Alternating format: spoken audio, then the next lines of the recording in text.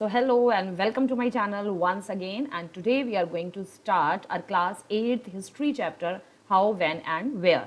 So ये chapter आज हम start करने वाले हैं आपका and बेसिकली हमने इस चैप्टर में ये देखना है कि जो फर्स्ट ऑफ ऑल तो जो हम क्लास 8 की जो हम हिस्ट्री पढ़ते हैं that is for the modern history. ये जो आप हिस्ट्री पढ़ रहे हैं ये आपकी मॉडर्न हिस्ट्री है। आपने 6th में पढ़ा एशियंट हिस्ट्री के बारे में, 7th में आपने स्टडी किया आपका मिडिवल हिस्ट्री, और जो 8th की जो आप हिस्ट्री पढ़ते हैं ये है आपकी मॉडर्न हिस्ट्री, और sometimes use to called as British history भी इसको कहा जाता है। ठीक है, सो हम ये अब ब्रिटिश हिस्ट्री की शुरुआत जो है करने जा रहे हैं। ब्रिटिश हिस्ट्री हम पढ़ेंगे यहाँ पे एंड काफ़ी इंटरेस्टिंग है। 8th की हिस्ट्री लाइक समवॉट हम कह सकते हैं कि 6th की हिस्ट्री से और आपकी 7th की मिडिवल हिस्ट्री से ज़्यादा इंटरेस्टिंग है। ठीक है, इट्स माई पर्सनल एक्सपीरियंस कि मुझे 8th का जो हिस्ट्री है वो ज़्यादा पसंद आता है। एनीवेज सो यहाँ पर हम ब्रिटिश हिस्ट्री पढ़ेंगे and it is also to be called as modern history भी कहता है ये, और मतलब मॉडर्न हिस्ट्री तो है ही ये, आपकी एशियंट हो गई, मिडिवल हो गई, मॉडर्न हिस्ट्री है।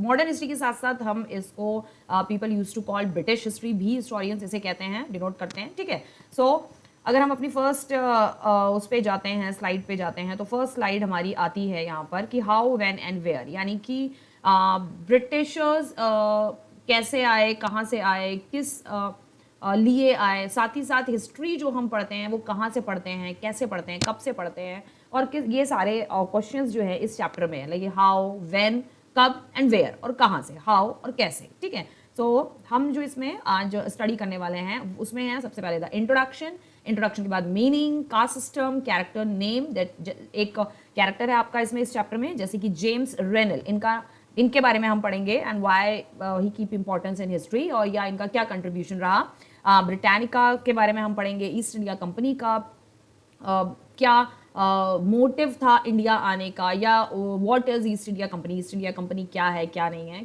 And all that. Okay, history is refer to as a span of time, span of time, history को स्पैन ऑफ टाइम कहा जाता है। ये पढ़ेंगे criteria to select a set of dates, dates को सिलेक्ट करने का क्या बेसिकली क्राइटेरिया है वो देखेंगे। Warren Hasting, okay, criteria to periodize, यानी कि पीरियड्स को वैरन हेस्टिंग एक यहाँ पर आपके एक इंटरेस्टिंग कैरेक्टर है उसके बारे में पढ़ेंगे, वैरन हेस्टिंग का रोल क्या रहा है। ठीक है, एंड उसके बाद हमारा क्राइटेरिया टू पीरियडाइज, यानी कि पीरियड्स को जो डेट्स हैं उसको किस तरीके से क्या क्राइटेरिया रखा है उसके लिए। And prior to British rule, British rule से प्रियर क्या चीज़ें थी। Classification of Indian history, Indian history को किस तरीके से क्लासीफाई किया गया है। टाइम नोटेशन क्या है, change of modern period to colonial period, यानी टाइम जो था वो मॉडर्न पीरियड से होते होते, यानी मॉडर्न ब्रिटिश हिस्ट्री से होते होते कॉलोनियल पीरियड पे कैसे आ गया। ओके, फिर change sources of writing history, writing यानी हिस्ट्री के को लिखने के सोर्सेस क्या क्या है, मतलब हिस्ट्री के बारे में हमें कौन कौन से सोर्सेस से पता चलता है कि प्रीवियसली ऐसा हुआ था, ऐसा हुआ था, ये हुआ था, ये सारी चीज़ें हुई थी, तो इससे हमें कौन से ऐसे सोर्सेज हैं, राइटिंग के ऐसे कौन से सोर्सेज हैं जिसमें हमें हिस्ट्री जो है वो रिटन रिकॉर्ड में समटाइम्स मिल जाती है। अक्सर तो रिटन रिकॉर्ड बहुत ही कम अवेलेबल होते हैं, लेकिन जहाँ पर होते हैं तो इसका सोर्स है क्या। Okay, what official record do not tell, और कौन से ऐसे ऑफिशियल रिकॉर्ड्स हैं जो हमें ज़्यादा हिस्ट्री के बारे में नहीं बताते हैं, जो हमें ज़्यादा हिस्ट्री की नॉलेज जो है वो ज़्यादा हमें नहीं देते हैं। ठीक है, तो ये सारे कुछ हमारे टॉपिक्स हैं जो हमको स्टडी करना है आज, तो ये सारे टॉपिक्स जो हैं हम स्टडी करेंगे। ओके, तो नेक्स्ट हमारा आता है that is introduction to history. Now history is the study of the past event, history जो है बेसिकली पास्ट में जो भी इवेंट्स हुए हैं बेसिकली हम उन पास्ट के बारे में स्टडी करते हैं। And it is much more than memorising dates, dates याद करना ही एक एक लक्ष्य नहीं होता है हिस्ट्री पढ़ने का हमारा। लाइक पीपल यूज टू से ना कि भाई यार हिस्ट्री पढ़ रहे हैं तो यार डेट्स याद करनी पड़ेगी। No, it's not important that you have to learn each and every date, ये कोई जरूरी नहीं आपको हर एक डेट जो है याद करनी है। इट्स इंपॉर्टेंट कि आपको कुछ जो डेट्स होती हैं, कुछ इंपॉर्टेंट डेट्स होती हैं, सिर्फ वही आपको याद रखनी होती हैं। ठीक है, सो उसके भी बहुत सारे टिप्स एंड ट्रिक्स हैं डेट्स को याद करने के लिए, और बेसिकली मैंने अपने इस चैनल पे आपको डेट्स याद करने के लिए एक स्पेशल वीडियो बनाया for the tips and tricks के लिए। ओके, सो आप वो वीडियो जरूर देखिएगा कि डेट्स हम जो है कैसे याद कर सकते हैं। सो इन दिस लेसन, और दूसरा एक चीज़ और कि study why we study history, history हम क्यों स्टडी करते हैं, ठीक है। सो बेसिकली जैसे स्टूडेंट्स का होता है कि भाई डेट्स याद करनी है, नहीं ऐसा नहीं है। हिस्ट्री हमें बहुत सारी चीज़ों के बारे में बताता है, हिस्ट्री हमें बहुत सारी नॉलेज देता है, साथ ही साथ बहुत सारे ऐसे इवेंट्स हुए हैं जिनसे हम अपने पास्ट में हमारे हुई ऐसी बहुत सारी चीज़ों से हम लर्न करते हैं, बहुत सारी चीज़ों से हम सीखते हैं।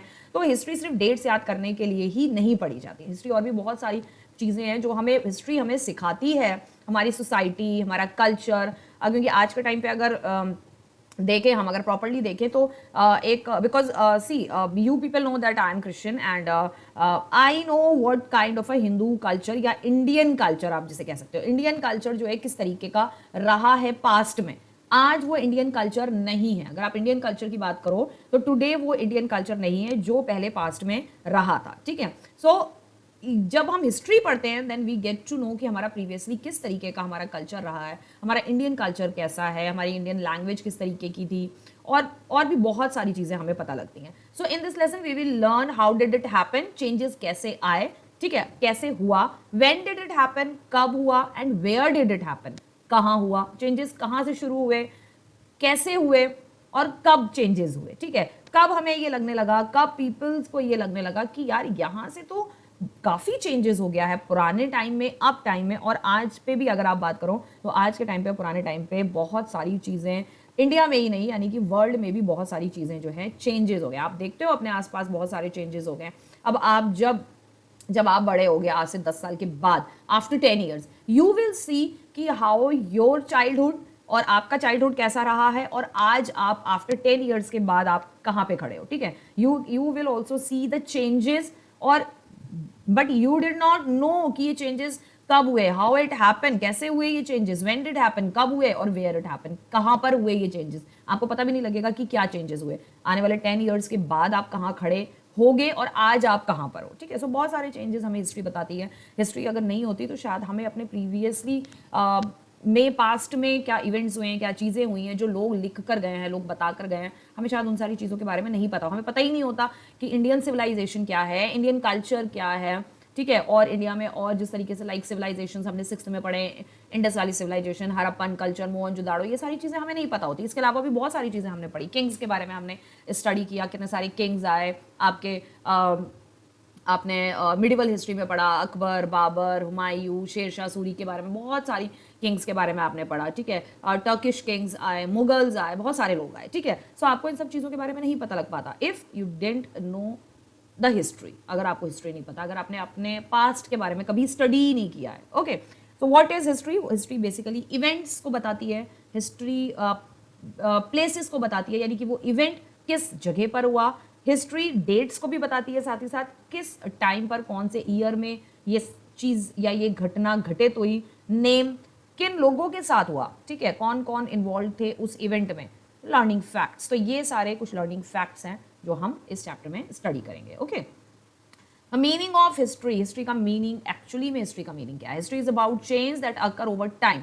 हिस्ट्री एक चेंज है जो टाइम के साथ साथ जो है history is about changes that occur over time. मतलब हिस्ट्री जो है, जो हिस्ट्री में जो भी टाइम के साथ जो भी चेंजेस आते हैं वो हिस्ट्री बन जाता है। लाइक फॉर एग्जाम्पल, आज आप लोग यहाँ स्टडी कर रहे हो या ऑनलाइन स्टडी कर रहे हो या पढ़ रहे हो, लाइक आपको मालूम है प्रीवियसली 2019 में कोरोना आया, 20 में रहा, 21 में रहा, now it's 2024।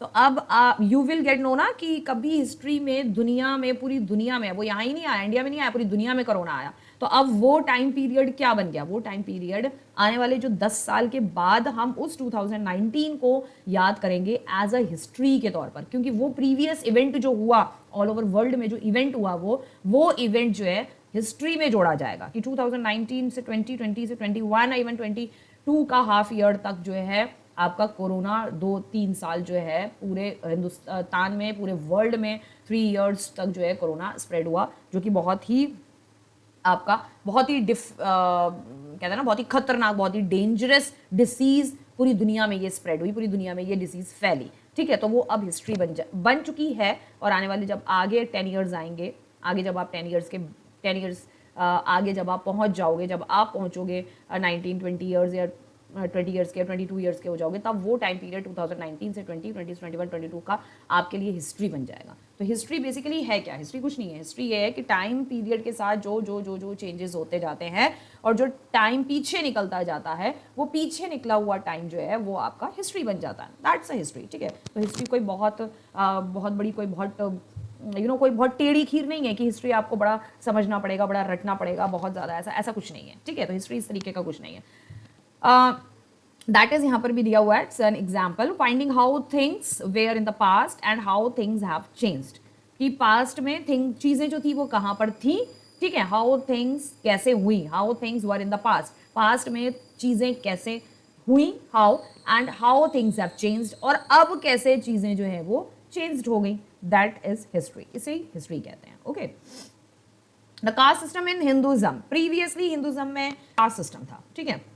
There are 5 types of castes in Hinduism and 6 में आपने स्टडी किया है this caste system made by the Aryans ने ये कास्ट सिस्टम बनाया था, ठीक है। उन्होंने सोसाइटी को डिवाइड किया on the basis of the work people did and where they born, जहाँ पर लोग पैदा हुए और जो काम लोग करते थे उसके बेस पे आर्यन ने पूरी सोसाइटी को, जब लोग बढ़ने लगे, पॉपुलेशन बढ़ने लगी इंडस वैली सिविलाइजेशन के टाइम पे, ठीक है, और आर्यंस आए, कहा जाता है कि साउथ पैसिफिक सेंट्रल एशिया से, ठीक है, सेंट्रल एशिया से आर्यंस आए, इंडिया में सेटल्ड हुए और भी डिफरेंट प्लेसेस पे वो लोग गए, ठीक है। तो वहाँ पर उन्होंने, आर्यंस ने जो है बेसिकली जब सोसाइटी बढ़ने लगी, लोग बढ़ने लगे, पॉपुलेशन बढ़ने लगी, उन्होंने सोसाइटी को जो काम कर रहा था उसके बेस पे उन्होंने सोसाइटी को डिवाइड किया, and that is in the top list, that is the Brahmins, okay. Top list पे आपके ब्राह्मण्स थे, तो टॉप लिस्ट पे आपके ब्राह्मण्स थे जिसमें प्रीस्ट और एकेडमिक्स आते थे, उसके बाद थे आपके क्षत्रियास जिसमें किंग्स और वॉरियर्स आते थे, उसके बाद वैश्यास जिसमें बिजनेस कम्युनिटी, जो लोग ट्रेडर्स, मर्चेंट्स जो ये होते थे, तो वैश्यास को उनके अंदर डाला। दूसरा, उसके बाद यहाँ पे के लग गया है, ये के नहीं होगा, यहाँ पे शूद्रास होगा, ठीक है। उसके बाद शूद्र आए, इसमें सर्वेंट, सबॉर्डिनेट टू वैश्या, जो वैश्या को असिस्ट करते थे, वैश्य जात लोगों को जो हेल्प करते थे उनके काम में, उनको शूद्र में डाल दिया। जो सर्वेंट्स थे, नौकर थे, उनको शूद्र में डाल दिया, ठीक है। और क्षत्रियास एंड ब्राह्मण, मतलब शूद्र वो थे जो क्षत्रिया को भी, ब्राह्मण को भी और वैश्यास को भी उनके काम में हेल्प करते थे। थर्ड, फिफ्थ जो कैटेगरी थी, वो कैटेगरी थी दलित की। Untouchables do all the lower order work subordinate to all, जो लोअर ऑर्डर वाले वर्क जो दलित थे वो अनटचेबल से, उनको कोई टच नहीं करेगा। 6 में आप ये सारा कुछ पढ़ चुके हो, बहुत ही अच्छे से, बहुत ही बेटर तरीके से मैंने आपको एक्सप्लेन किया, तो I don't think so, no need to explain again it, who is untouchable, who is Dalit, क्या क्या रूल्स हैं उनको लेकर। आज के टाइम पे कितनी चीजें चेंज हो गई हैं, वही है कि अब चीजें जो है चेंज हो गई हैं। प्रीवियसली वो क्या था, वो हिस्ट्री था कि दलितों को टच नहीं करना है और कुएं से पानी लेने देना, उनके साथ बैठना नहीं है, पढ़ना नहीं है, ये नहीं करना, वो नहीं करना, ब्ला ब्ला ब्ला, ओके। सो लोअर ऑर्डर जितने भी निचले वाले काम होते थे, लाइक रोड साफ करना, स्वीपिंग करना, स्वीपर्स जो वगैरह होते थे, इन सबको दलित उसमें जो है डाला गया, ठीक है। सो कास्ट सिस्टम एक बहुत ही गंदा सिस्टम था, ठीक है, जो कि आर्यंस ने बनाया था और जो हिंदुज्म में फॉलो किया जाता था, ठीक है। कास्ट सिस्टम इन हिंदुज्म, यहाँ पर क्लियर लिखा हुआ है, आप यहाँ पर देख सकते हो, ये कोई मैं अपनी पर्सनल ही नहीं बोल रही हूँ, even in the NCERT book में भी ये लिखा हुआ है, और भी कोई आप बुक उठा के देख लो, उसमें भी यही लिखा है कि कास्ट सिस्टम इन हिंदुज्म। तो कास्ट सिस्टम जो था वो हिंदुज्म में था, not in any of other religion, ठीक है। लाइक इस्लाम है या मुस्लिम्स है या क्रिश्चियनिटी है, इसमें कास्ट सिस्टम जैसी चीज़ों के लिए कोई भी जगह नहीं है, ओके। सो कास्ट सिस्टम जैसी ये एक गंदी प्रथा ये आर्यंस ने बनाई, और हिंदू पीपल जो है, इवन आज भी हिंदू पीपल ये कास्ट सिस्टम जैसी चीज़ों को फॉलो करते हैं, बिकॉज ये कास्ट सिस्टम जो है कोई गीता कुरान या ये आपके जो महाभारत रामायण इन सब में ये कोई कास्ट सिस्टम नहीं बनाया हुआ है, ये कास्ट सिस्टम ह्यूमंस द्वारा बनाया गया है, आर्यंस द्वारा ये कास्ट सिस्टम बनाया है, ठीक है। It's not made by any of the God, किसी गॉड ने ये कास्ट सिस्टम नहीं बनाया, किसी गॉड ने ये बना के नहीं भेजा है कि ये वाले लोग मैं बना रहा हूँ, ये वाले लोग जो हैं ब्राह्मण हैं, ये वाले लोग क्षत्रिया हैं, ये वाले लोग जो है आपके शूद्र हैं, ये वाले लोग वैश्य हैं, ये गॉड ने बना के नहीं भेजा है, ठीक है। These all system are made by people. Next देखते हैं जेम्स रेनेल के बारे में क्या है। James Rennell, he was born on December 3rd 1742 in England and died on March 29 1830 में ये डाइड हुए। He is basically a geographer of his time, तो ये जो थे जोग्राफर थे, ठीक है। So you know people that I am a geographer like me, okay. Anyways, so he was leading British geographer of his time, अपने time के geographers के ये लीडर थे, and he constructed the first nearly accurate map of India, और इन्होंने पहला accurate map India का proper accurate तो नहीं कह सकते हैं, लेकिन फिर भी उस टाइम पीरियड को मतलब प्रीवियसली पास्ट की हिस्ट्री को देखते हुए अगर हम आज के मैप को कंपेयर करेंगे तो बहुत ही एक्यूरेट मैप इन्होंने इंडिया का दिया था। फर्स्ट मैप जो दिया था वो दिया था जेम्स रेनल ने, ठीक है। He joined East India company. East India company जो है यूनाइटेड किंगडम की एक कंपनी है जो डिफरेंट प्रॉपर कंपनी है जो डिफरेंट फैक्ट्रीज या इंडस्ट्रीज में काम करवाती है, ठीक है। So East India company basically British company है। इन्होंने बाद में ब्रिटिश ईस्ट इंडिया कंपनी को ज्वाइन किया and became a surveyor general of Bengal, और इनको बंगाल भेजा गया सर्वेयर जर्नल बना के, ठीक है, सर्वे करने के लिए। मतलब बंगाल का आप डिफरेंट प्लेसेस पे जाके वहाँ की ज्योग्राफी को स्टडी करो, वहाँ के प्लेन्स, वहाँ के प्लेट्यूज, माउंटेन्स, सी, कोस्टल प्लेन्स, जो भी ये सारी चीजें हैं, मतलब वहाँ का जो लैंड फीचर्स हैं, वहाँ के रिलीफ फीचर्स कह सकते हैं आप, लैंड फीचर नहीं, रिलीफ फीचर्स, वहाँ की फिजियोग्राफी, वहाँ की टोपोग्राफी, 2-3 वर्ड्स हैं जो हम यूज करते हैं, ठीक है। वहाँ की टोपोग्राफी की जाके आप सर्वे करो, वहाँ का जर्नल बना के भेजा। 1764 से 1777 तक इन्होंने वहाँ पर वर्क किया। तो he was the first person जिन्होंने इंडिया का एक्यूरेट मैप दिया था। Next is Britannica and east India company. What is the relation between Britannica east India company? क्या है ना, ईस्ट इंडिया कंपनी बेसिकली मैंने आपको अभी बताया ब्रिटेन की एक प्रॉपर कंपनी है, जैसे नॉर्मल कंपनीज होती हैं, बट ये बहुत बड़ी कंपनी है, ठीक है। English company form for exploitation of trade, और ये कंपनी बेसिकली ट्रेड करती थी, अलग अलग डिफरेंट कंट्रीज में जाकर ट्रेड करती थी with east and south east Asia and India. तो ये कंपनी बेसिकली ट्रेड करती थी ईस्ट और साउथ ईस्ट एशियन कंट्री में और स्पेशली विद इंडिया में, ठीक है। और ट्रेड करने के साथ साथ ट्रेड के टाइम पे बहुत सारे लोगों को एक्सप्लॉइट भी करना, मतलब कुछ जो दूसरी कंपनीज आए उनको भगा देना और खुद अपना कि नहीं भाई हम ही ट्रेड करेंगे इंडिया के साथ और ईस्टर्न कंट्रीज के साथ या साउथ ईस्ट एशियन कंट्री के साथ हम ही करेंगे और कोई नहीं करेगा, ठीक है। तो incorporate by royal chartered on December 31, 1600। तो ये जब इंडिया आए थे, फर्स्ट कंपनी जो ये इंडिया आई थी, ये 1600 में आई थी, 1601 कुछ बुक्स में जो डेट्स है, क्योंकि एक्यूरेट डेट्स जो हैं बहुत कम, बहुत प्रीवियस हिस्ट्री, बहुत ज़्यादा पुरानी जो हिस्ट्री है वहाँ पे एक्यूरेट डेट बहुत कम ही मिल पाती हैं, ठीक है। तो लगभग ये मानना है कि 1600 से 1601 यानी 17th सेंचुरी के आसपास जो है, 17th सेंचुरी में आसपास नहीं, 17th सेंचुरी में, बट ईयर रहा है 1600 और 1601 के बीच का। तो रॉयल चार्टर्ड जो था उन्होंने ये जो कंपनी जो है भेजी, तो रॉयल चार्टर्ड ने 31 दिसंबर को इस कंपनी का गठन करके और इसको इंडिया भेजा था कि भाई ये कंपनी हमने बनाई है। रॉयल चार्टर जो यूके का था, यूनाइटेड किंगडम के, तो उन्होंने बोला कि भाई ये कंपनी हमने बनाई है और ये हम यहाँ पर भेज रहे हैं, ठीक है, आपका इंडिया भेज रहे हैं ट्रेड करने के लिए। ने started as a monopolistic trading body. तो इन्होंने स्टार्ट जब किया ईस्ट इंडिया कंपनी ने तो मोनोपोली थी, मतलब ये मोनोपोलिस्टिक ट्रेडिंग बॉडी थी, ये यही ट्रेड कर सकता है। मोनोपोली थी इस कंपनी की, ईस्ट इंडिया कंपनी की जो थी वो मोनोपोली थी कि भाई यही ट्रेड कर सकता है, इसके अलावा और कोई भी कंपनी जो है ट्रेड नहीं करेगी। And the company became involve in politics. धीरे धीरे ये कंपनी जो थी वो पॉलिटिक्स में इन्वॉल्व होने लगी, धीरे धीरे कंपनी पॉलिटिक्स में इन्वॉल्व होने लगी and acted as an agent of British imperialism in India. और धीरे धीरे क्या हुआ कि ब्रिटिश यानी जो कंट्री थी यानी यूनाइटेड किंगडम के लिए यही कंपनी पॉलिटिक्स में शामिल हो गई और इन्होंने ब्रिटिश गवर्नमेंट के लिए इंडिया में एक इंपीरियलिज्म का काम किया फ्रॉम अर्ली 18th सेंचुरी से लेके to the mid 19th century. यानी कि जो ब्रिटिश गवर्नमेंट जो कंपनी को बोलती थी कि आप इंडिया में अब ये करो ऐसा करो, उनकी इंडस्ट्रीज पे कब्जा करो, उनके एग्रीकल्चर को खत्म कर दो, अपने अंडर में अपने हाथ में उनके एग्रीकल्चर को ले लो, जो गवर्नमेंट बोलती थी वो करते थे। लेकिन उसके बाद क्या हुआ, उसके मतलब 18th सेंचुरी के बाद ब्रिटिश ईस्ट इंडिया कंपनी जो थी वो प्रॉपर बहुत बुरी तरीके से इंडिया के ऊपर, इंडियन वर्कर्स के ऊपर, एग्रीकल्चर को बहुत ही बुरी तरीके से कैप्चर कर लिया था। जैसे कि आपने अभी आपने पढ़ा नहीं है, अब आप आगे पढ़ोगे, ठीक है। हमारी इंडस्ट्रीज पे, एग्रीकल्चर पे, फैक्ट्रीज पे, ट्रेड पे बहुत बुरी तरह कब्जा कर लिया था और पूरा हमारा जो ट्रेडिंग सिस्टम है, इवन हमारी गवर्नमेंट पे भी कब्जा किया हुआ बहुत बुरी तरीके से, ठीक है। हर चीज़ में इंटरफेयर करते थे और लोगों को मतलब मार के उनसे काम करवाना एंड ऑल दैट। अभी आप आगे पढ़ोगे, बहुत ज़्यादा अत्याचार ब्रिटिशर्स ने बहुत ज़्यादा किया, ठीक है, बहुत ही ज़्यादा। और वो पहले तो ब्रिटिश कंपनी के ब्रिटिश गवर्नमेंट के कहने पर सारी चीज़ें कंपनी करती थी। उसके बाद धीरे धीरे क्या हुआ, इन्होंने खुद से ही और ज़्यादा अत्याचार इंडिया पे जो है इनके शुरू हो गए और अत्याचार शुरू होने की वजह से क्या हुआ, जो ब्रिटिश गवर्नमेंट थी उसने बाद में एट लास्ट में ईस्ट इंडिया कंपनी से सारे टाई अप्स जो थे वो खत्म कर दिए कि अब हम आपका जो है इन सब चीज़ों में साथ नहीं देने वाले, आपको मतलब खत्म कर दिया उन्होंने, अपना लिंक खत्म कर दिया। आपको इंडिया में जो करना है वो आप करो, आपको जो जैसे ठीक लगता है वो आप करो। फिर उन्होंने अपनी मर्जी से और बहुत सारी चीज़ें करी, वो आप अब आगे पढ़ोगे इसमें, ठीक है।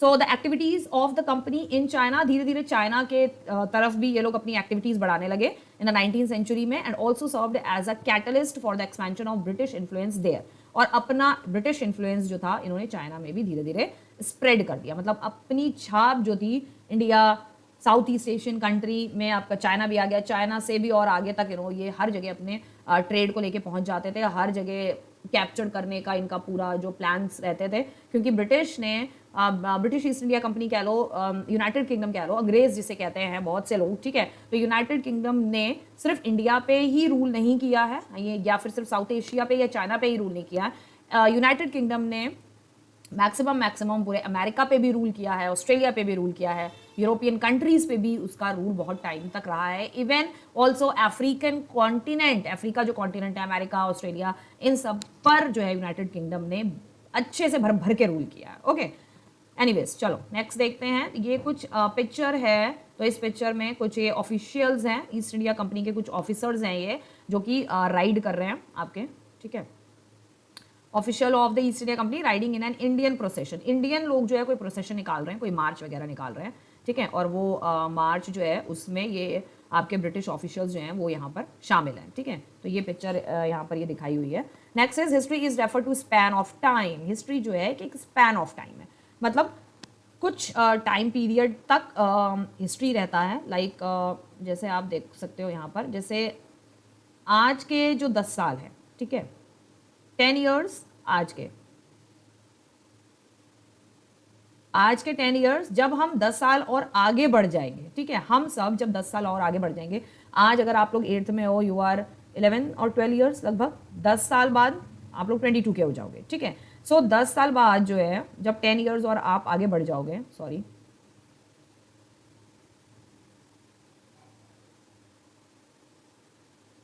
सो 10 ईयर्स जब आप आगे बढ़ जाओगे तो वो 10 साल का जो स्पैन ऑफ टाइम है, आप आने वाले और आगे के फ्यूचर के बारे में सोचोगे, तो वो जो आपका जो प्रीवियस जो 10 ईयर रहेगा, जो पिछले का जो 10 ईयर 10 ईयर्स जो रहेंगे, बैक के जो 10 ईयर्स रहेंगे, वो 10 ईयर्स क्या बन जाएंगे? हिस्ट्री। सिंपल भाई, वो हिस्ट्री बन गया ना, आपने अपना स्टडी किया, स्कूल देखा, वो हिस्ट्री हो गया, क्योंकि वो चीज़ दोबारा टाइम वो लौट के नहीं आएगा। और धीरे धीरे अभी 10 ईयर का स्पैन ऑफ टाइम था, फिर वही आप और आगे बढ़ते चले जाओगे, वहाँ 20 ईयर का गैप आ जाएगा, फिर 30, फिर 40, फिर 50, 60, वो स्पैन ऑफ टाइम जो है वो बढ़ता जाएगा। और जितनी ही टाइम, समय जो है वो पीछे जब जाता जाता है, छूटता जाता है, that is to be called as history, ठीक है। जब से मैन का इवोल्यूशन हुआ है तब से लेकर अब तक, जब तक मैन बना, इंसान बना पृथ्वी पे, ठीक है, तब से लेकर अब तक जो है वो सारी चीज़ें जो है वो हिस्ट्री है।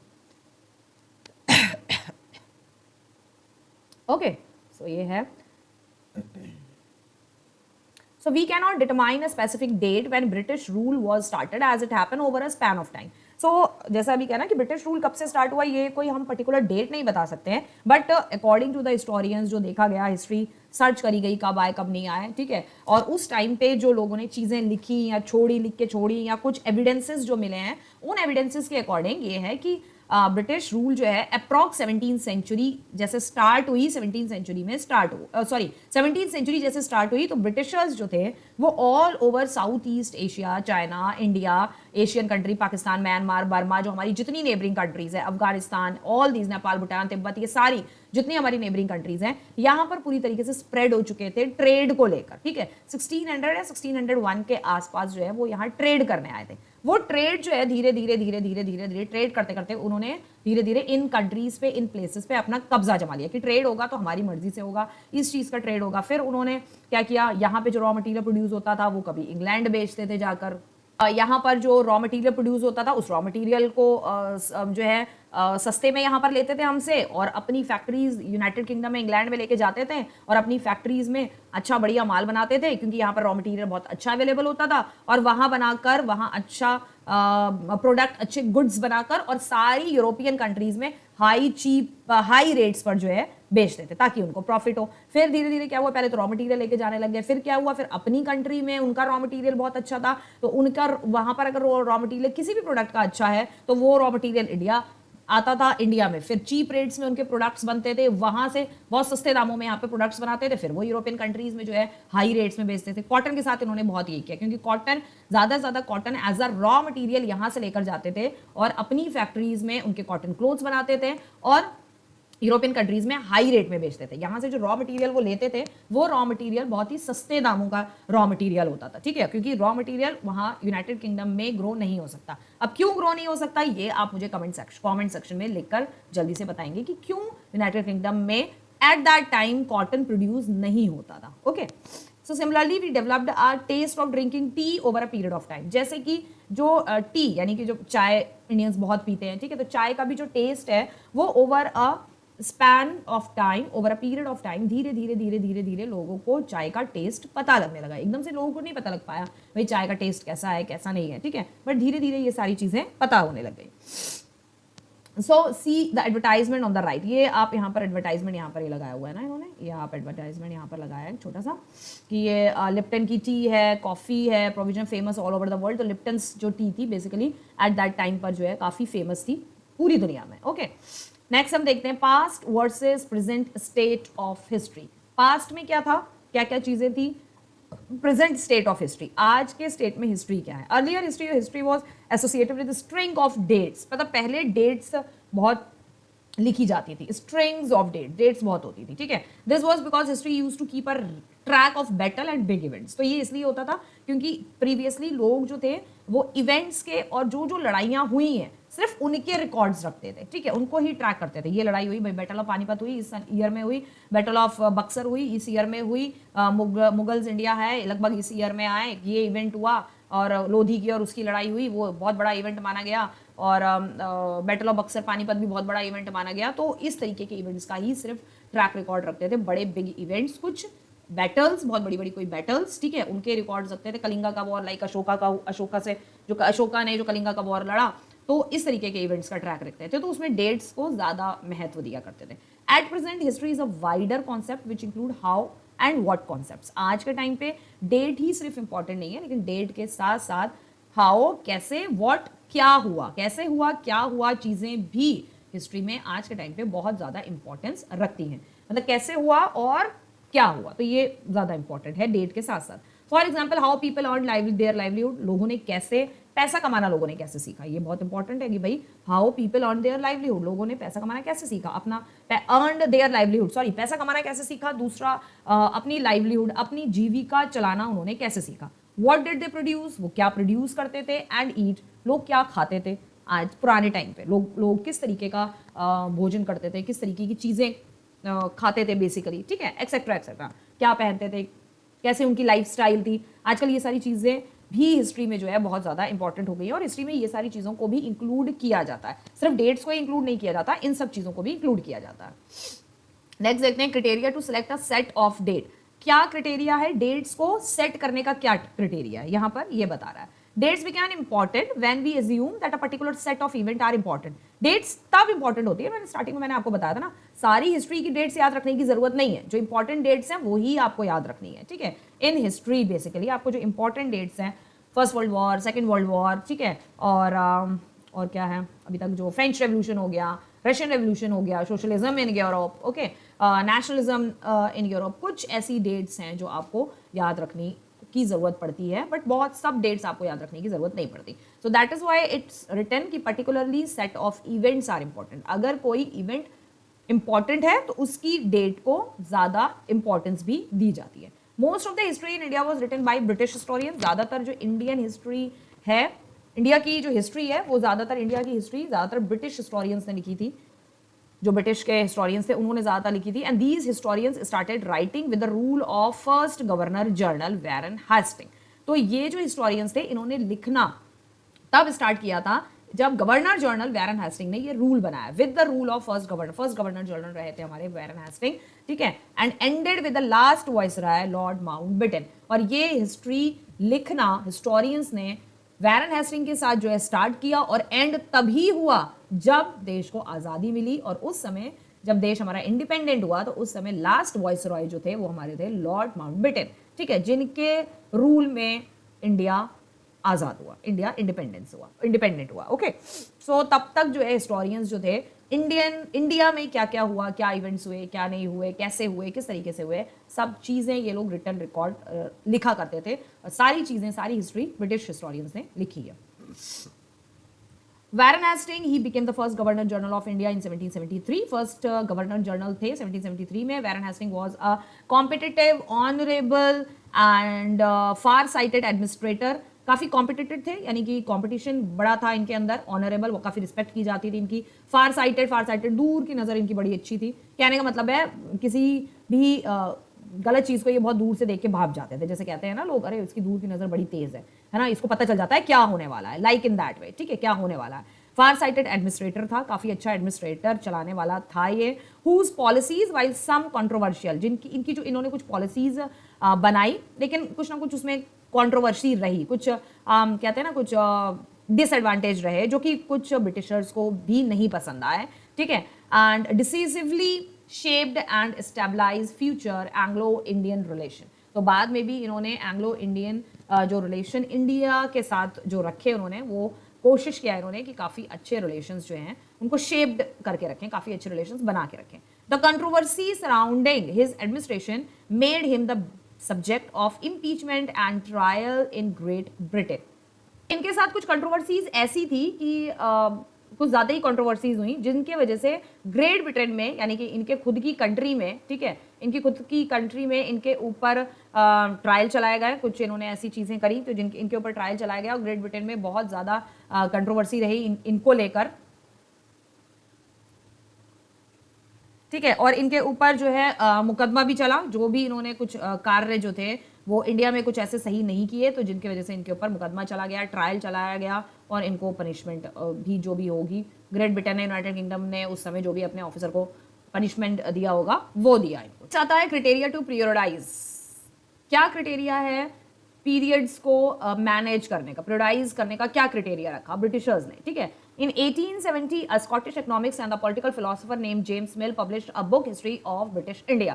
So 17 में एक स्कॉटिश इकोनॉमिस्ट थे, पॉलिटिकल फिलोसोफर थे, जिनका नाम था जेम्स मिल। याद रखिएगा आप, जेम्स मिल जो मिल होती है ना, वो देखिए शुगर केन वाली जो मिल होती है ना, तो उससे आप ये नाम याद रख सकते हो, जेम्स मिल। उन्होंने एक बुक निकाली, हिस्ट्री ऑफ ब्रिटिश इंडिया, यानी कि ब्रिटिश इंडिया, यानी कि ब्रिटिश के टाइम पीरियड में जो इंडिया रहा है, यानी कि इंडिया उस टाइम पीरियड पे जब ब्रिटिशर्स इंडिया पे रूल कर रहे थे, उस टाइम पीरियड पे इंडिया की हिस्ट्री क्या रही, ठीक है। तो ये इन्होंने बुक लिखी थी, हिस्ट्री ऑफ ब्रिटिश इंडिया, इसलिए इसको कहा जाता है history of British India. In this book the Indian history is divided into 3 periods. यहाँ पर इन्होंने इंडियन हिस्ट्री को 3 पीरियड्स में जो है डिवाइड किया था। फर्स्ट इन्होंने पीरियड रखा था हिंदू, क्योंकि सबसे पहले इंडिया में हिंदू किंग्स वगैरह का ही राज हुआ करता था। उसके बाद मुगल्स आए, तो इसलिए इन्होंने रख दिया मुस्लिम, और उसके मुस्लिम्स के बाद, यानी मुगल्स के बाद, मुगल सारे मुस्लिम्स थे, टर्किश आए, अफगानिस्तान से किंग्स वगैरह जितने भी आए, ठीक है, सारे मुस्लिम्स थे। उसके बाद ब्रिटिशर्स जब इंडिया में आए, तो इसलिए इन्होंने लास्ट जो मॉडर्न हिस्ट्री जिसे हम ये पढ़ रहे हैं, उसको इन्होंने दिया नाम ब्रिटिश हिस्ट्री या British period. Okay,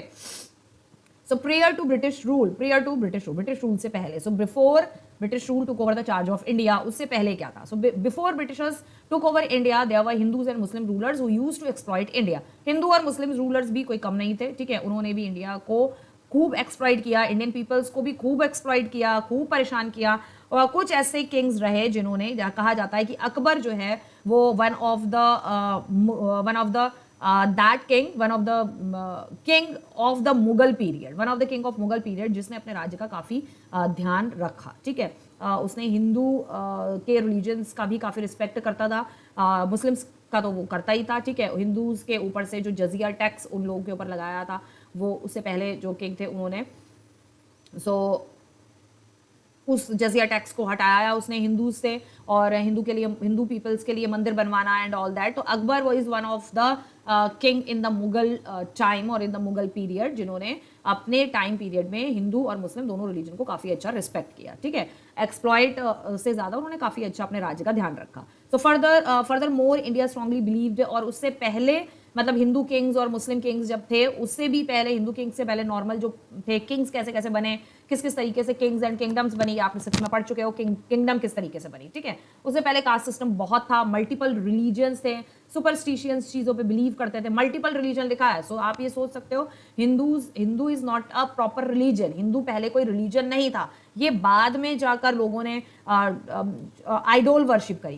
you know ना, 6 में आप पढ़ चुके हो कि आइडोल वर्शिप उन्होंने किया, मूर्ति बनाई है, मूर्तियों की पूजा करी, और मूर्तियों की पूजा करते करते करते it became a Hindu religion, वो धीरे धीरे जाके हिंदू रिलीजन बन गया। ठीक है, 6 में आप पढ़ा चुकी हूँ मैं आप लोगों को। तो I don't think so there is any kind of a controversy कि मैम कह रही है कि हिंदू कोई रिलीजन नहीं है, ये है वो है, ये बुक्स में लिखा है 6 की, और जो यहाँ बच्चे न्यू आए हैं वो 6 की बुक में जाके जो है पढ़ सकते हैं। It was clearly mentioned over there कि people started making idol worship, मूर्तियां बनाई और मूर्तियों की पूजा करना शुरू किया, और वहीं से उन्हीं मूर्तियों की पूजा करने से धीरे धीरे धीरे उसको एक नाम दे दिया, वहीं से कास्ट सिस्टम बना जो कि आर्यन से बनाया, वहीं से एक नाम दे दिया गया कि ये एक हिंदू रिलीजन है। ठीक है, so there is no, that is why यहाँ पर मल्टीपल रिलीजन थे उस टाइम, कोई ऐसा वो नहीं था कि पर्टिकुलरली कोई हिंदू रिलीजन था या ऐसा कुछ था, ऐसा नहीं था, मल्टीपल रिलीजन, और लोग सुपरस्टिशियस चीजों पे बहुत बिलीव करते थे। तो James Mill felt that the only British rule could civilise India. James Mill ऐसा सोचते थे, ऐसा समझते थे कि ब्रिटिश रूल जब आएगा इंडिया पे या आ गया है तो हम ही इंडियन पीपल को सिविलाइज कर सकते हैं, teach them manners, arts and law.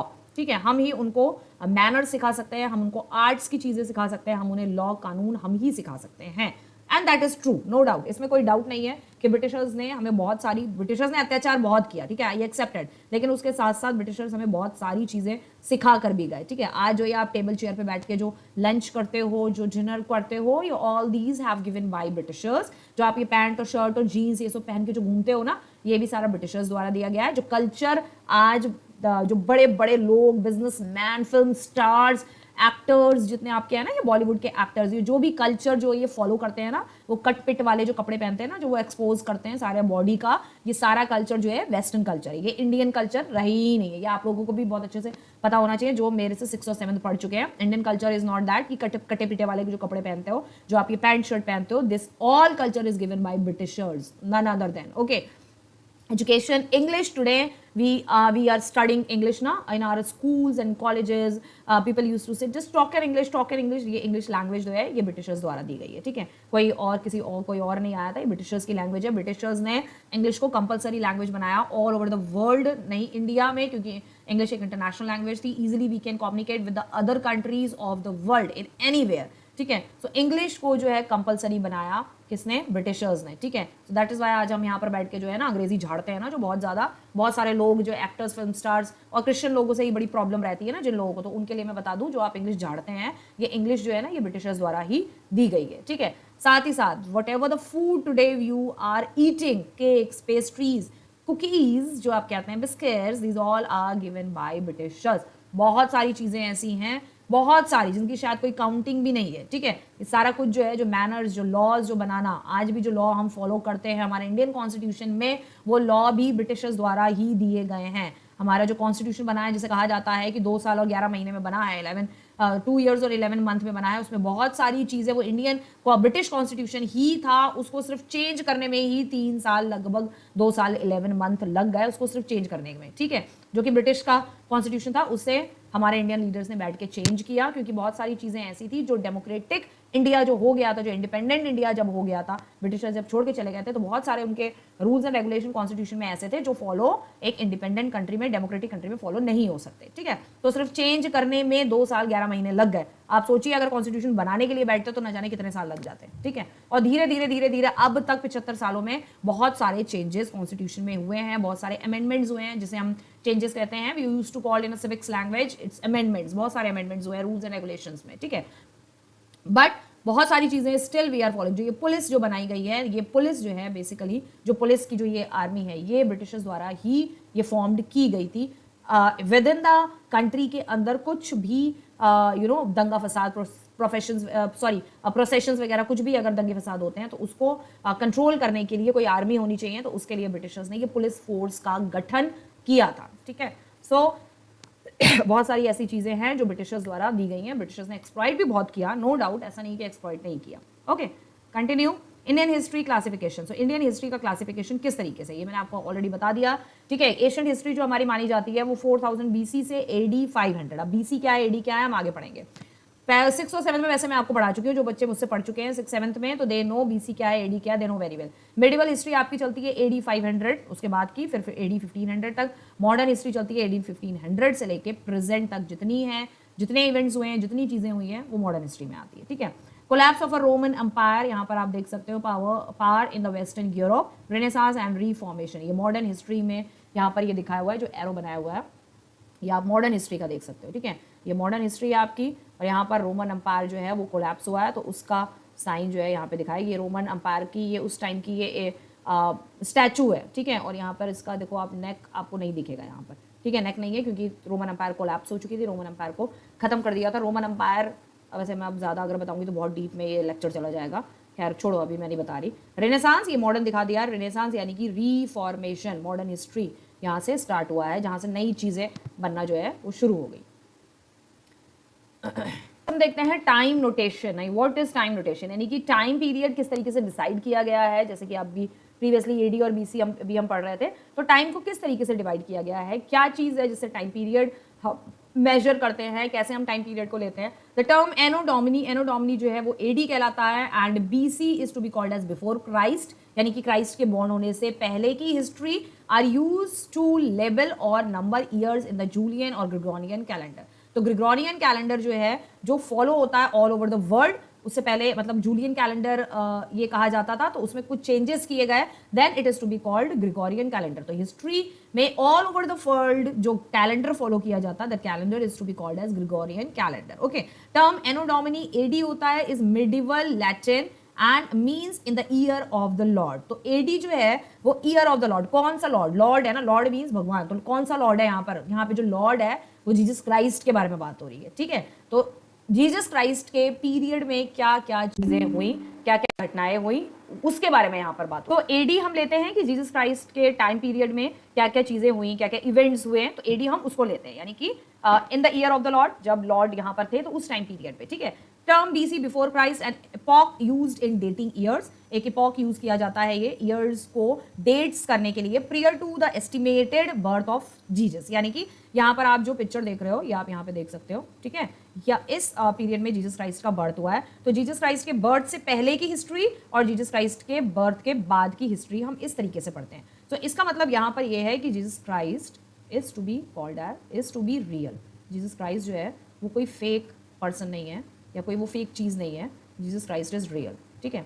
अगर चाहते तो ऑल ओवर वर्ल्ड में जो है हम कोई और लॉर्ड को भी ले सकते थे, ठीक है, मतलब किसी और लॉर्ड के नाम पर भी ईयर को डिवाइड कर सकते थे, but it's not like before Krishna और बिफोर शिवा जैसे आप लोग के हिंदू लॉर्ड्स होते हैं, ठीक है। बट ऐसा नहीं लिया गया है, जीसस क्राइस्ट को लिया है। जीसस क्राइस्ट जिस पीरियड में बॉन्ड हुए थे उससे पहले की हिस्ट्री बीसी कहलाती है, ठीक है।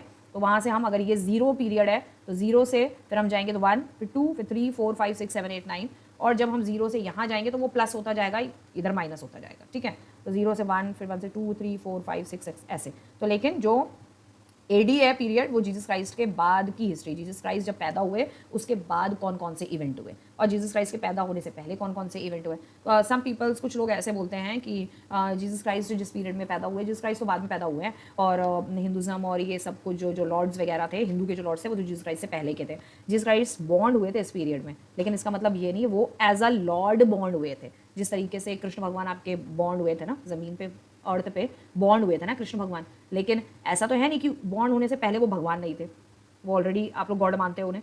सेम एज इट इज यहाँ पर भी है कि Jesus Christ as a human being बन के बॉन्ड हुए थे, लेकिन ये नहीं है कि Jesus Christ as a human being बन के बॉन्ड हुए, लेकिन Jesus Christ is the lord कब से, when this earth is made. Jesus Christ already lord है पहले से ही, जब से ये दुनिया बनी है, ठीक है, और जब से ये दुनिया बनी है तब से उनको फॉलो करने वाले लोग हैं। तो जीसस क्राइस्ट के होने या ना होने का सबूत हिंदुस्तान में नहीं मिलेगा। हिंदुस्तान में सिर्फ मूर्तियों को बना के जो अपने आप ही एक हिंदू रिलीजन स्टार्ट हो गया उसका सबूत मिलेगा, क्योंकि जीसस क्राइस्ट के बॉर्न होने का या जीसस क्राइस्ट को बॉन्ड से पहले जो लोग फॉलो करते थे उनके सबूत वहाँ मिलेंगे जहाँ जीसस क्राइस्ट बॉन्ड हुए थे, ठीक है। कि जीसस क्राइस्ट सिर्फ बॉन्ड हुए तो इसलिए वो लॉर्ड नहीं है क्योंकि वो उस टाइम पीरियड में लॉर्ड हुए, वो पहले से बॉन्ड हुए, वो पहले से ही लॉर्ड है, वो पहले से ही गॉड है, ओके।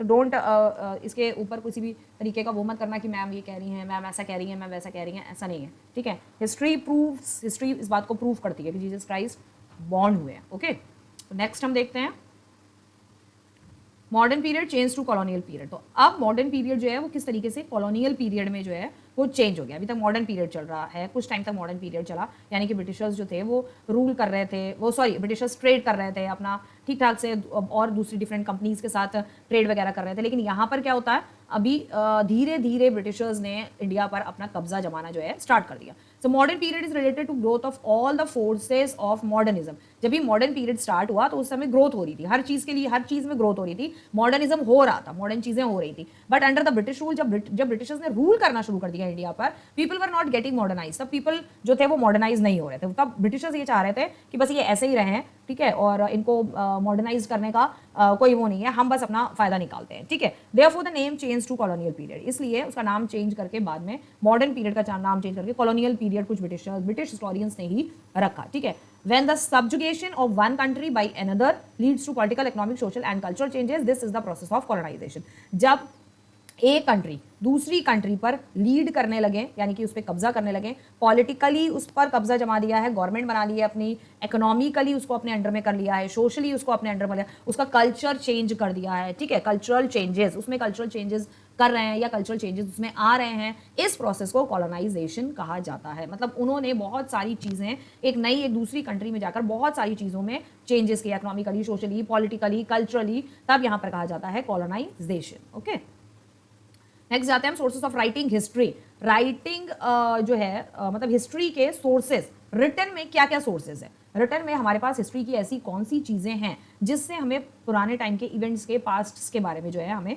पता चलता है। सोर्सेज दैट हिस्टोरियंस यूज, तो कौन से सोर्सेज जो हिस्टोरियंस यूज करते थे अपनी राइटिंग के लिए, कौन कौन से सोर्स थे, ठीक है, आर्टिफैक्ट्स होते थे, कुछ ऑफिशियल रिकॉर्ड्स होते थे, सर्वेज जो ब्रिटिशर्स ने करके रखे हुए थे, सर्वे, उनको रिटर्न में सारी चीजें लिखकर वो करके गए थे, वो सारी चीजें हिस्टोरियंस निकालते थे और फिर उनको लिखते थे, ठीक है। Use in writing about last 250 years of Indian history. So जो राइटिंग है, historians use in writing, historians ने जो यूज किया है 250 सालों में जो इंडियन हिस्ट्री के बारे में जो लिखा है, एंड दैट इज, उसमें से सबसे फर्स्ट नंबर पे आता है आपका official record of the British administration. British administration के टाइम पर जितने भी उनके ऑफिशियल रिकॉर्ड्स थे, for British the act of writing was crucial. लिखना उनके लिए थोड़ा सा डिफिकल्ट था, लेकिन still so every plan, policy, agreement was in writing. जितने भी प्लान्स बनाए, जितनी भी पॉलिसीज बनाई वो उन्होंने राइटिंग में बनाई, ठीक है, कोई भी एग्रीमेंट बनाया सब राइटिंग में। And this led to administrative culture of memos, notes and reports. तो जिसके वजह से क्या हुआ, एक कल्चर चल पड़ा ब्रिटिश एडमिनिस्ट्रेशन के टाइम पर कि वहां पर कुछ मेमोज बनने लगे, नोट कुछ भी होता था तो वो नोट करते थे, कोई भी चीज कहीं से आती थी उसकी रिपोर्ट बनाते थे, मेमोज बनाते थे। तो एक सिस्टम शुरू हो गया कि हर चीज को लिखना है, हर चीज का रिटन रिकॉर्ड होना चाहिए, अभी हमने क्या किया, अभी क्या किया, इस राजा से हमारा एग्रीमेंट हुआ है, इसको नोट करो and all that. Okay, British also kept all document preserved in the record room, और ब्रिटिश सारे जितने भी डॉक्यूमेंट्स होते थे उनको रिकॉर्ड रूम में प्रिजर्व भी करके रखते थे, which was attach to all the administrative institution, जो कि हर एडमिनिस्ट्रेशन इंस्टीट्यूशन उसको अटैच करके रखता था। Moreover these documents were written by calligraphist. तो ज्यादातर ये जो डॉक्यूमेंट्स होते थे वो कैलीग्राफिट्स लिखते थे। कैलीग्राफिट्स कौन होते हैं कैलीग्राफिट्स होते हैं जो बहुत ही बढ़िया तरीके से, बहुत जिनकी राइटिंग में आर्ट होता है, आर्ट की फॉर्म में जो राइटिंग करते हैं, who specialize in the art of beautiful writing. मैंने बताया ना आपको, जो कि बहुत ही ब्यूटीफुली लिखते हैं, उनकी राइटिंग में एक डिफरेंट आर्ट होता है। जैसे क्या कह सकते हो, फोंट आपने मोबाइल में देखे होंगे ना, फोंट डिफरेंट तरीके के फोंट होते हैं जिसमें हम अलग अलग फोंट्स हम चेंज कर सकते हैं, जो फोंट हमें अच्छा लगता है हम उसको कर लेते हैं, वही होते हैं कैलीग्राफिट्स। कैलीग्राफिट्स अपनी राइटिंग को अलग अलग फोंट में, अलग अलग कैलीग्राफिट्स अलग अलग राइटिंग की आर्ट होती है, अलग अलग फोंट होता है, उनके स्टाइल होता है, उनका राइटिंग का एक अपना स्टाइल होता है, अपना फोंट होता है, उसमें वो उस स्टाइल में वो सारे डॉक्यूमेंट्स को सेव करके रखते थे। Okay, sources of writing history.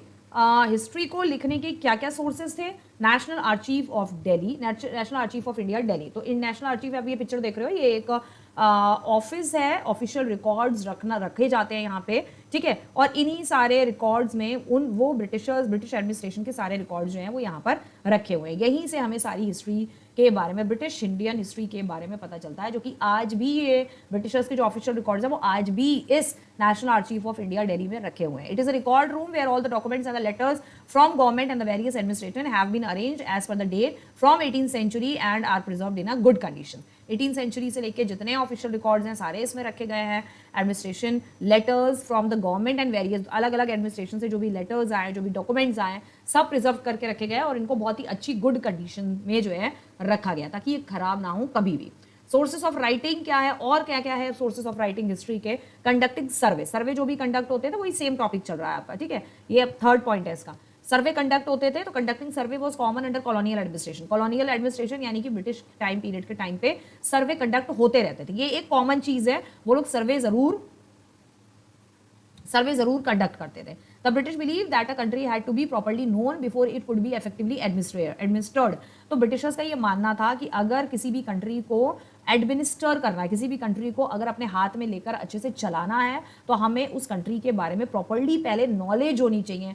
Population क्या है, एजुकेटेड लोग कितने हैं, अनएजुकेटेड कितने हैं, इलिटरेट कितने हैं, गांव की पॉपुलेशन कैसी है, विलेज की कितनी है, सॉरी गांव सेम हो गया, सिटीज़ की कितनी है, और भी बहुत सारी चीज़ें, ठीक है, बहुत सारी चीज़ें। तो वो सारे सर्वे करते थे, ठीक है, पॉपुलेशन हो गया, कल्चरल हो गया, एजुकेशन हो गया, इलिटरेट, एजुकेटेड, ठीक है, बच्चे कितने हैं 14 ईयर्स कम या 10 ईयर्स से कम, जो यंग पर्सन है वो कितने हैं, जो ओल्ड हैं वो कितने हैं, जॉब पर कितने हैं, कितने नहीं कर रहे हैं जॉब, ऑल दी सारे सर्वे वो लोग करते थे, क्योंकि उनका मानना था किसी भी कंट्री को अगर रन करना है, अपने हाथों में लेना है, चलाना है, तो कंट्री की सारी नॉलेज गवर्नमेंट को या ब्रिटिश गवर्नमेंट को या किसी भी गवर्नमेंट को होनी चाहिए। By the early 19th century detail survey were being carried out to the map the entire country. 19th century के बाद एक detail survey by the early 19th century तक जो है डिटेल सर्वे किया जाता था ब्रिटिशर्स द्वारा, जहां पर वो लोग मैप को एंटायर कंट्री के मैप को रख कर फिर उसके थ्रू कैरीड आउट होते थे, मतलब मैप के थ्रू जो है वो आगे सर्वे को बढ़ाते थे, ठीक है। फॉर एग्जाम्पल उन्होंने फॉरेस्ट का सर्वे किया, जूलॉजिकल सर्वे किया कि कितने एनिमल्स हैं, वाइल्ड एनिमल्स कितने हैं, एलिफेंट्स और टाइगर्स, ये सारी चीज़ें कितनी हैं, ठीक है, क्या है कैसा है, फॉरेस्ट का पूरा सर्वे किया। ये हो गया जूलॉजिकल सर्वे, हो गया प्लांट्स की स्पीशीज़ क्या क्या है, कितने प्लांट्स है, ट्रीज़ कौन से हैं जो हमें ट्रीज़ फायदे कर रहे हैं, टिम्बर वगैरह, सैंडलवुड वगैरह का ये लोग कटिंग करते थे, बहुत सारे फॉरेस्ट पे कब्जा इन्होंने कर लिया था, फॉरेस्ट लाइफ लोगों की डिस्टर्ब हो गई थी, ट्राइब्स पे कब्जा कर लिया था ब्रिटिशर्स ने, ठीक है। तो सारी ट्रीज़ की कुछ ऐसी स्पीशीज़ जो उनके लिए प्रॉफिट का काम करती थी, उनको ये लोग यहाँ से कटवा के as a raw material United Kingdom जो है वहाँ पर ट्रांसपोर्ट करते थे, ठीक है। What official record do not tell? कौन से ऐसे ऑफिशियल रिकॉर्ड्स हैं जो हमें कुछ चीजें नहीं बताते हैं? Record do not tell what other people in the country felt. Record हमें ये नहीं बताते हैं कि उस टाइम पीरियड में लोग क्या फील करते थे, किसी की फीलिंग को रिकॉर्ड में हम नहीं लिख सकते। Only diaries of a people, travelers, autobiography of the important personality can tell about literate people. तो अगर कुछ लोगों की अगर हमें डायरीज मिली हो जिन्होंने कुछ अपने बारे में लिखा हो, अपनी लाइफ के बारे में लिखा हो, अपनी डेली रूटीन के बारे में लिखा हो, कल्चर के बारे में लिखा हो, खाने पीने के बारे में लिखा हो, ट्रैवलर्स हैं, या ऑटोबायोग्राफी लाइक अकबर की ऑटोबायोग्राफी जिसने लिखी, अकबरनामा जिसे कहते हैं, ठीक है, तो वहां पर उन्होंने अपनी फीलिंग्स बताई हैं, ठीक है, अकबरनामा में कि ऐसे होता था यहाँ, ये ऐसे होता था, वैसे होता था एंड ऑल दैट, ठीक है। तो ऑटोबायोग्राफी से पता चल जाता है कि लोग वहाँ के पीपल क्या फील करते थे, पर्सनालिटी पता चलती है पर्सन की, वो ये पता चलता है कि भाई उस टाइम पे लोग इतने लिटरेट हुआ करते थे और वो इतना सब कुछ लिख सकते थे, ठीक है। No record of history is available for the tribal peasant worker और द पुअर। तो कोई भी ऐसा रिकॉर्ड अभी तक ब्रिटिश रिकॉर्ड में नहीं मिला है, ब्रिटिश हिस्ट्री में, जो कि ट्राइबल लोगों के बारे में बताए, पीजेंट्स के बारे में बताए, वर्कर्स के बारे में बताए, मतलब प्रॉपर बहुत स्पेसिफिकली। थोड़ा बहुत तो चीजें हैं कि उन्होंने ट्राइबल की जमीन, ट्राइबल्स पे कब्जा किया, फॉरेस्ट पे कब्जा किया, थोड़ा बहुत ये तो है, इतना है कि यहाँ सारा उन्होंने अपना रूल सारा किया उन्होंने, ठीक है। और ट्राइबल लोगों को फॉरेस्ट से चीज़ें कलेक्ट करने के लिए मना था, वो कलेक्ट नहीं कर सकते थे, वो सारी चीज़ें ब्रिटिशर्स कलेक्ट करके लिया था। बहुत कई चीज़ें हैं, लेकिन वो क्या फील करते हैं, ट्राइबल्स की कंडीशन ऑब्वियसली ख़राब हो गई थी जब ये सारी चीज़ें थी। बहुत सारी ऐसी चीज़ें हैं जो ट्राइबल पीजेंट और वर्कर या पुअर लोगों के बारे में रिकॉर्ड, मेंशन्ड रिकॉर्ड हमारे पास नहीं है, okay. So if you have any kind of a question, your chapter is complete totally, and if you have any kind of a question, please write it in the comment section, and any queries, anything, and whenever you want, when you want the next session of class 8 history, civics, geography or whatever, write it in the, that is also in the comment section, and please click on the link over here and subscribe the channel. And if you like the video, if you understand the chapter, अगर आपको पसंद आया है तो please subscribe करना मत भूलिएगा, and till then bye bye, and we will meet in our next video or next lecture of geography or civics. Bye bye all of you.